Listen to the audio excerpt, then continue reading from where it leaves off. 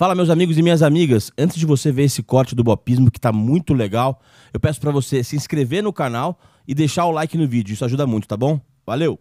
Rafa, todos os papos aqui, eu sempre olho pro passado antes, assim, olho no retrovisor, porque o Saramago tem aquela frase, somos a memória que temos. Então eu queria entender um pouco assim, qual que é a sua primeira memória na vida e a sua primeira memória com o futebol? São a mesma coisa ou não são? Não, não são. Eu, assim, apesar das pessoas acharem que eu tenho uma super memória pra tudo, eu não tenho, não. Minha memória é meio seletiva, assim. Eu consigo relacionar muito as coisas a futebol. Então, a família brinca muito com isso, porque, lembra daquela vez que a gente passou férias em tal lugar? Lembro, inclusive, teve um dia que a gente viu um jogo do torneio Rio-São Paulo e tal jogo e tal. Então, assim, eu tenho as memórias aleatórias, porque não são nem jogos marcantes. Mas eu lembro mais ou menos. Eu associo a coisas de futebol, a coisas de esportes em geral, mas minha memória não é grande coisa como as pessoas acham, não. Mas eu lembro, assim, eu tenho uma memória vaga de algum... Talvez seja a minha primeira memória, mas eu não sei do que é, exatamente. Eu era bem pequeno, pode ter sido numa rodoviária, num aeroporto, na entrada de um ônibus ou de um avião. Meu início de vida também tem a ver com mudança de cidade, com mudança com viagens e tal. E eu lembro, assim, de um piso específico de talvez com a minha mãe e tal, andando, mas não muito além disso. É a primeira memória que eu tenho, assim. É uma coisa que devia ter uns 2 anos e pouco, alguma coisa assim. Chute também, porque eu nunca nem perguntei exatamente o que era. Nem se alguém entenderia exatamente qual é a minha memória, porque ela é bem vaga. De futebol, assim, memória mais certa, assim, eu poderia falar a Copa de 94. Só que a Copa de 94 eu fiz 6 anos durante a Copa, então já me considero mais velho ali nessa época. Mas é o primeiro evento esportivo que eu já me lembro bem onde eu estava, onde eu vi os jogos, cada um dos jogos, mais ou menos as sensações do período, o que foi marcante para mim. Mas eu fui antes a estádio, eu cheguei, acho que o Maracanã, por exemplo, eu fui as primeiras vezes em 92 ou 93, assim, com meu pai. Eu lembro de ter ido a um Fluminense Botafogo com ele, ou 92 ou 93. E lembro de assistir a alguns jogos vagamente, principalmente jogos na casa do meu avô. Eu tenho lembranças mais marcantes, assim, várias ao longo da infância. Mas não é nada muito específico para lembrar, não. Você lembra quando você se apaixonou por futebol? Foi na Copa de 94? Ou não? Não, foi depois. Foi depois? Assim, minha família, principalmente parte de... Na verdade, não dá nem para dizer por parte de nada, porque meu pai sempre gostou muito de esportes como um todo, mas o meu avô materno era um completo fanático pelo Flamengo. Então, e eu acho esse até avô que você falou que você via...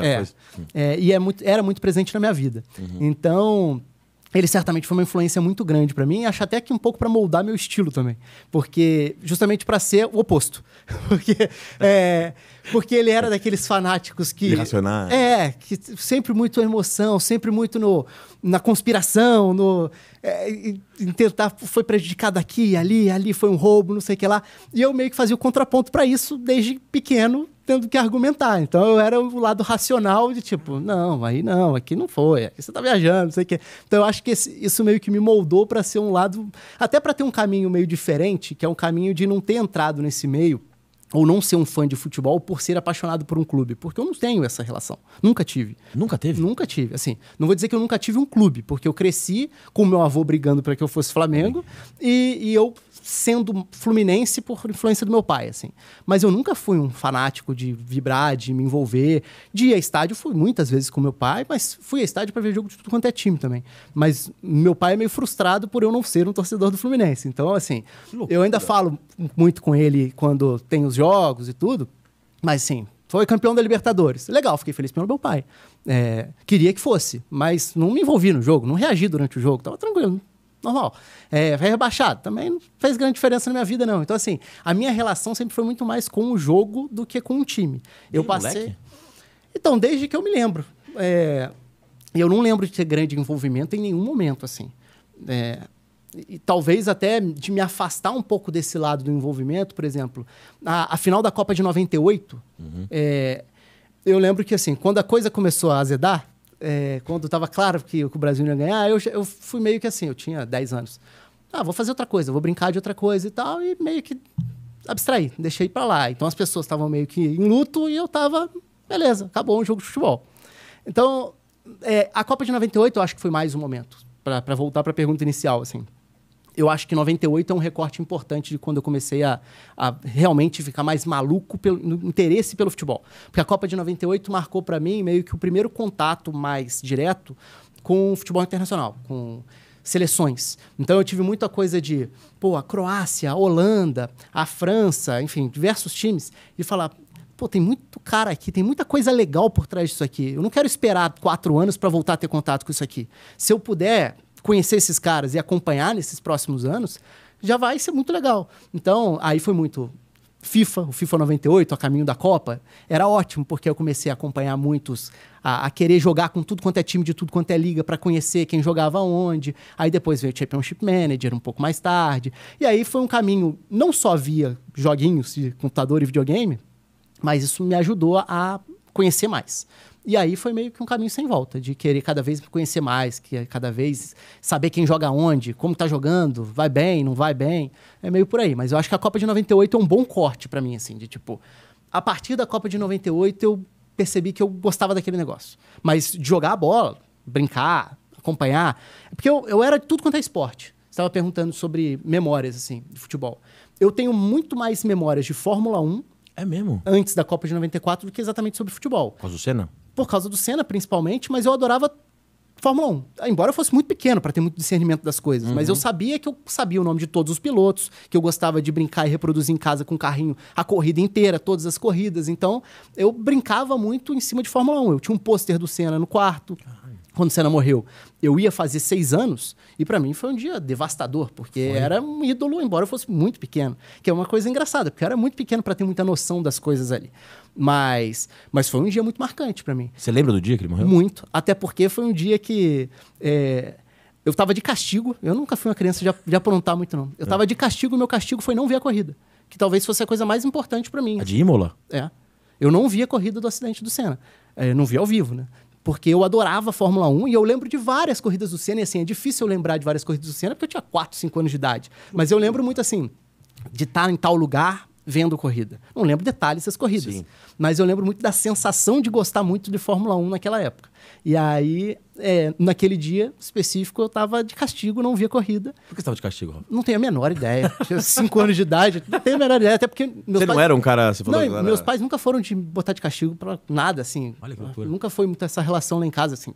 Eu nem me lembro de ficar de castigo outras vezes. Talvez também porque não tenha marcado como nesse dia, mas... Verdade. Mas eu lembro muito bem disso, de não ter visto a corrida e de depois meu pai e minha mãe me chamarem meio para conversar. E, tipo, aí durante a corrida ainda de falar, ó, aconteceu isso e a situação é séria e tal. Mas eu lembro que durante a corrida, quando eles vieram falar comigo, eu tava brincando de imaginar a corrida no meu quarto, no chão do quarto com vários carrinhos. Porque era o que eu tinha de maior ligação com o esporte naquela época. Você lembra qual foi a sensação, você com 6 anos naquele dia? Porque a minha mãe, por exemplo, ficou com febre, assim, quando o Senna morreu. E tem gente que fala que nunca vai haver nunca vai acontecer de novo o que aconteceu, né? Que ele era o ídolo, talvez o maior ídolo. Morreu ao vivo para milhões de pessoas, competindo e tal. Você lembra o que você sentiu e você concorda com essa afirmação de que não há um outro Senna depois? Eu acho muito difícil ter uma outra comoção tão grande, porque, claro, você tem situações até muito mais trágicas. Você pega um acidente da Chapecoense e tudo, né? Mas, assim, em relação a um ídolo, por exemplo, a morte do Pelé recentemente, mas aí, claro, são situações, momentos de vida completamente diferentes. Não tem como comparar em termos de choque da população em geral, né? Eu acho que é diferente também porque o mundo hoje é muito diferente. E no mundo da internet hoje, a televisão não tem tanto peso assim para construir a imagem de um ídolo tão forte presente a cada fim de semana, ou tipo, duas, três semanas, como era na época. E as pessoas dependiam mais daquele meio de comunicação para ter acesso a tudo. Não existia, e nem existia também, se fosse hoje em dia, teria uma corrente de hater, não digo no dia do acidente, mas ao longo da carreira. Seria diferente. Eu acho que hoje a relação das pessoas com ídolos, com grandes celebridades, seja do esporte ou fora, ela é diferente. Então, eu acho que é muito difícil reproduzir aquilo lá. Eu não lembro muito bem o que eu senti, porque eu era muito novo. Eu lembro de chorar, eu lembro de criança, assim, eu lembro de ir dormir meio abalado. E aí eu não sei se a minha memória me trai ou não, mas talvez tenha sido nesse próprio domingo, eu lembro do meu pai meio que me dar o álbum de figurinha da Copa de 94 como, tipo, vamos tentar distrair com alguma coisa, assim. Até porque eu acho que eles ficaram meio com a consciência pesada, do tipo... Tava de castigo. Embora até tenha sido melhor, né, teoricamente, né? Pôr uma criança de ver aquilo ao vivo, mas enfim, é um pouco da lembrança que eu tenho. Mais da tristeza e do que me marcou antes e do dia em si do que da sensação, não lembro muito bem, não. E você acompanha até hoje a Fórmula 1? Não, muito pouco. Eu voltei a acompanhar, assim, aí é um pouco a gente fala, até estava falando meio por alto antes aqui. Depois que eu comecei a trabalhar com isso, com esporte em geral, com jornalismo, e principalmente depois que você vai aprofundando mais, eu passei a ter que fazer muitas escolhas. Escolhas que me incomodam hoje em dia, mas que são necessárias. Tipo, deixar de acompanhar outros esportes. Eu sempre fui um fanático por tudo quanto é esporte. Sempre adorei tudo quanto é esporte. Olimpíada, na época, de novo, a questão de como a televisão influencia, né? Na época o PAN era um super evento. Verdade. Você lembrar como que era o PAN lá de Winnipeg, Santo Domingo. A gente olhava como se fosse uma Olimpíada. Não necessariamente era, Verdade. mas chegava pra gente como se fosse. Hoje em dia, fica totalmente em segundo plano. Verdade. Sem menosprezar, claro, os resultados esportivos e tudo, mas é outro nível de competição. E nessa época eu adorava, sempre adorei. Então eu acompanhava tudo quanto é esporte. E meio que sabia bastante de tudo quanto é esporte. De acompanhar, de ter noção de tudo. E aí, em determinado momento, eu percebi que, não dá. Para eu conseguir acompanhar mais a fundo com o que a profissão me exige, e até com o perfil que eu meio que escolhi ter, ou eu assisto mais jogos, mais campeonatos, ou eu não vou fazer direito. Porque eu cheguei a ter numa parte da carreira, até aí já pulando para frente, assim, no esporte interativo, eu cheguei a ser comentarista de NFL. Eu cheguei a ser de transmissão. Eu cheguei a ser comentarista de programa de esportes olímpicos. Eu cheguei a comentar a transmissão de natação. Eu adoro tudo quanto é esporte. Nossa, mas assim, de, sei lá, 10, 12, 15 anos pra cá, eu fui deixando vários esportes de lado. E a Fórmula 1 foi um deles. A Fórmula 1, principalmente quando eu comecei a trabalhar com isso, fim de semana era muito jogo, transmissão uma atrás da outra. Então eu parei de ver. Eu voltei a ver durante a pandemia, principalmente porque a Fórmula 1 volta ali quando os campeonatos muitos ainda estão parados, porque a série da Netflix é muito boa, e meio que fez voltar a querer ver, e aí eu tive uma temporada e meia ali que eu acompanhei mais, mas depois voltou a rotina, e aí eu deixei de ver de novo. E na época do Rubinho, você chegava a acompanhar, não? Não, ainda acompanhava, sim. Massa. Sim, Até aquela época do título do Massa que escapou no final, ali em Interlagos, né? que era meio que um início de carreira meu, até ali eu ainda acompanhava. Ali era a época que eu tava começando a parar já, assim, já não acompanhava tanto. Sim. Mas acho que até 2005, 2006 eu devia ver bastante.